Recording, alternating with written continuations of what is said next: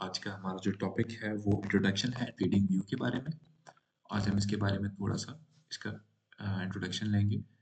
Trading view basically एक app है जो आप अपने मोबाइल में और कंप्यूटर में डाउनलोड कर सकते हैं, इंस्टॉल भी कर सकते हैं और दूसरा ब्राउज़र में भी यूज़ कर सकते हैं। tradingview.com लिखेंगे तो उसमें ब्राउज़र में आ जाएगा। इसमें आपको अपना अकाउंट बनाना पड़ता है, उसमें प्रोफाइल सेट करनी पड़ती है और आपके जो टीचर्स हैं, जो आपको सिखा रहे हैं या जो भी, तो उसके हिसाब से आपको इंडिकेटर वो सेट करके देंगे। तो उसमें ट्रेडिंग व्यू के अलावा भी बहुत सारी ऐप्स हैं जो जो जिसमें आप जो आपको बेहतर लगे।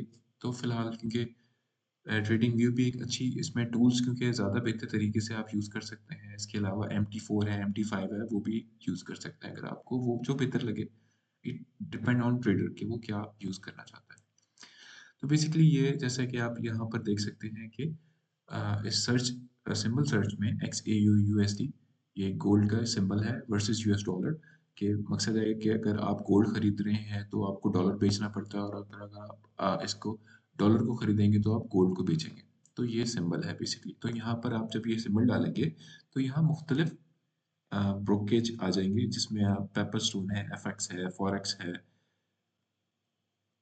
FX ओपन, IC मार्केट्स, तो मुख्तलिफ यहाँ पर ब्रोकेज फर्म्स हैं जो आ जाएंगी जिसमें आप अपना मकसद ये है कि आपने इसमें मार्किंग करनी है। आप बेसिकली अगर आप पाकिस्तान में हैं या इंडिया में हैं और तो वहाँ पर आप अपने जो ब्रोकेज फर्म्स हैं तो आप उसमें अकाउंट खुलवाएंगे अपना। जो मार्किंग है वो सिर्फ इसमें होती है, अकाउंट आपके वहीं पर खुलेंगे। अगर आप पाकिस्तान में रहते हैं तो SECP की वेबसाइट पे आप जाएंगे, वहाँ पे आप लिस्ट हुए हुए ब्रोकर्स फर्म्स देखेंगे, उसमें जो आपको सही लगे, बेहतर लगे, तो आप किसी में भी अकाउंट वहाँ पर खुलवा सकते हैं। Security and exchange commission of Pakistan. तो बेसिकली सबसे पहली चीज़ तो मैं जो नए ट्रेडर है उसको रिकमेंड करूँगा कि पहले से आप लोग इसको सीखें। सीख के फिर आप मार्केट में एंटर हों। बगैर सीखे कभी भी मार्केट में नहीं घुसना, क्योंकि इस तरह बगैर सीखे, बगैर स्किल्स के आप जो भी इस मार्केट में एंटर होगा वो हमेशा अपना लॉस ही करेगा। अच्छा, तो यहाँ पर लेफ्ट साइड पे देखें, ये ट्रेंड लाइन है। ट्रेंड लाइन बेसिकली क्यों ज़रूरी होती है? ट्रेंड लाइन आपको खींचना आनी चाहिए। ट्रेंड लाइन का मकसद ये होता है कि उससे आप अंदाज़ा लगा सकते हैं, क्योंकि इसमें जब जैसा कि आपको पता है कि मार्केट की जो है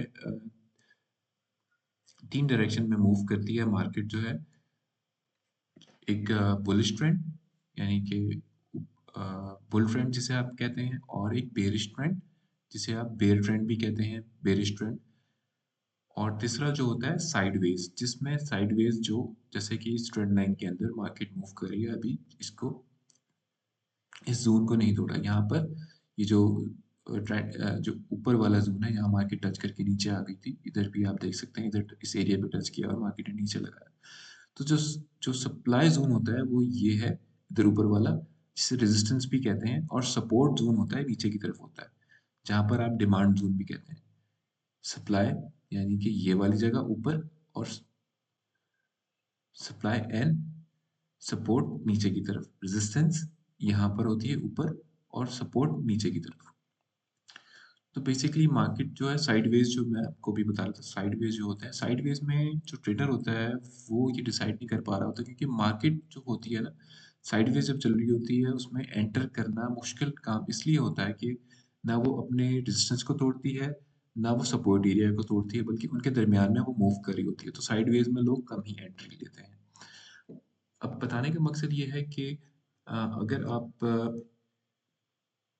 को ट्रेंड लाइन खींचना आती है, आपको ये इंडिकेटर्स वगैरह लगाने आते हैं, तो ये सबसे अच्छी चीज़ है। अब ये देखें कि अगर हम हॉरिजॉन्टल लाइन यहाँ पर खींच देते हैं इधर इस एरिया में, तो आपको ये अंदाज़ा हो जाएगा कि ये आपका रेजिस्टेंस एरिया। इसी तरह आप यहाँ पर हॉरिजॉन्टल लाइन यहाँ पर भी लगा सकते हैं कि यहाँ पर मार्केट टच करके यहाँ ऊपर निकल गई, अगर इस एरिया को वापस तोड़ दे या इस एरिया को तोड़ दे तो आपको डायरेक्शन का अंदाज़ा हो जाता है। अगर आपको इसको डिलीट करना है तो आप सिंपली यहाँ पर इसको क्लिक करेंगे और फिर इस तरह आप इसको डिलीट कर दें। इसी तरह ट्रेंड लाइन पे भी क्लिक करके आप इसको डिलीट कर सकते हैं। ठीक है, तो ये इस तरह यहाँ पर मुख्तलिफ किस्म के टूल्स हैं। इसी तरह अगर आपको लॉन्ग पोजीशन लेनी है तो ये इस तरह का आप ये टूल्स यूज़ कर सकते हैं। तो अगर मैंने यहाँ पर बाय किया होता, ये देखिए स्टॉप लॉस मेरा लग चुका होता और मुझे मैं स्टॉप लॉस की वजह से मैं कम नुकसान करता और नीचे मार्केट जा चुकी है, तो यहाँ मुझे स्टॉप लॉस मेरा हिट हो जाता। तो इसी तरह अगर इट डिपेंड्स ऑन कि आप कौन से टाइम फ्रेम पे बाय कर रहे हैं। तो इसी तरह अगर आपको शॉर्ट पोजीशन लेनी है तो यहाँ पर आप इसके लिए ये इस तरह मार्क करेंगे। शॉर्ट के लिए डिपेंड कि आप अपना कितना स्टॉप लॉस लगाते हैं। तो इस तरह आप इसको कम ज़्यादा कर सकते हैं, ठीक है।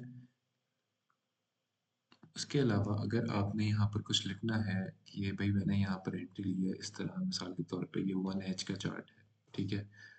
आप कुछ भी इसमें इस तरह से ये, और अगर आपने कोई सिंबल्स वगैरह यूज़ करने हैं इस तरह, तो वो भी आप यूज़ कर सकते हैं। अगर आपने इसको डिलीट करना है तो इस तरह से। और आप अगर राइट साइड पे देखें तो ये आपकी वॉच लिस्ट है जिसमें आप अपने सिंबल्स वगैरह ये सब चीज़ें लगा सकते हैं। जैसे अगर आपने करेंसीज में काम करना है, क्रूड ऑयल में काम करना है, तो वो सारे सिंबल आपको यहाँ पर ऐड करने पड़ेंगे। जैसे कि ये मैंने ऐड किए, मैं US oil, gold, silver currencies हैं, तो वो आप उसके हिसाब से अपना ऐड कर सकते हैं। क्योंकि ये मार्केट बंद है, आज हफ्ते इतवार के दिन मार्केट जो है वो क्लोज होती है। और ये राइट साइड पे देखें तो कैलेंडर्स हैं। कैलेंडर में अगर आप चाहें तो आपको सिंपली क्लिक करें, तो यहाँ पर आपको डेट वाइज, डे वाइज आपको यहाँ पे अर्निंग्स, उसके डिविडेंड्स, जिसमें आपने काम करना है कुछ भी, तो सारा कुछ यहाँ मौजूद है। कंपनी के सिंबल्स वगैरह हर चीज़, तो अलग से आपको सर्च करने की ज़रूरत नहीं पड़ती। तो मार्केट जो है बेसिकली 80% जो है टेक्निकल एनालिसिस पे आप बेस्ड है, जिसमें आप अंदाज़ा लगा सकते हैं टेक्निकल एनालिसिस करके कि मार्केट की जो डायरेक्शन है वो किस साइड पे जा रही है। बाकी जो 20% है वो न्यूज़ का इम्पैक्ट भी ऑब्वियसली इसमें होता है। सेंट्रल बैंक्स का बहुत इम्पैक्ट होता है, यूएस का, चाइना और इस तरह मुख्तलिफ ममालिक हैं जिनका जब वो गोल्ड बाय कर रहे होते हैं तो ऑब्वियसली प्राइस ऊपर जा रही होती है और उनका बहुत अच्छा इम्पैक्ट होता है मार्केट के ऊपर। इसी तरह ये एक स्केल है जिसे आप मेजर कर सकते हैं कैंडल का साइज जो है, कैंडल का मुख्तलिफ इसका कि मार्केट ने कितना नीचे लगाया, कितना हाई लगाया। अब यहाँ पर क्योंकि ये 1 आवर का चार्ट है तो आप ये देख सकते हैं कि इसमें मुख्तलिफ टाइम फ्रेम्स हैं। 1 आवर से लेके 1 मिनट से 1 सेकेंड से लेके 1000 की रेंज तक है।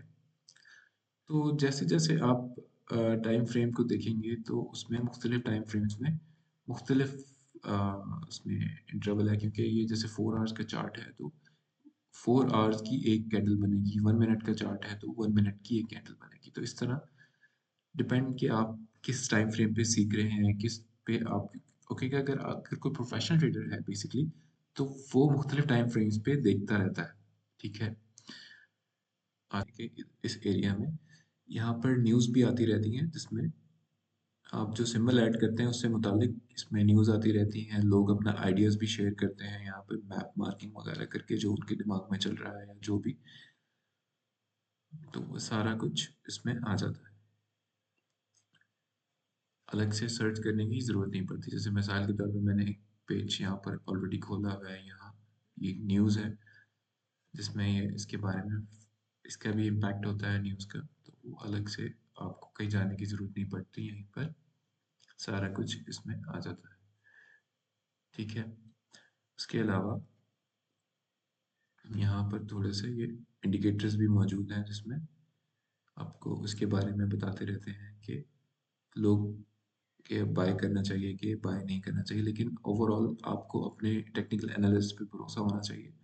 जो आपने सीखा है उसको ही आपने ज़्यादा इस पे प्रैक्टिस करना है। और दूसरा, आप अपना कोई भी डेमो अकाउंट बना सकते हैं, डेमो अकाउंट पे प्रैक्टिस करें। डेमो अकाउंट पे जो सीखते हैं वो उस पे, जो भी आपके इंस्टीट्यूट है जहाँ पर आप सीख रहे हैं, जो भी आप काम कर रहे हैं, तो डेमो अकाउंट पे प्रैक्टिस करते रहें तो वो ज़्यादा बेहतर है।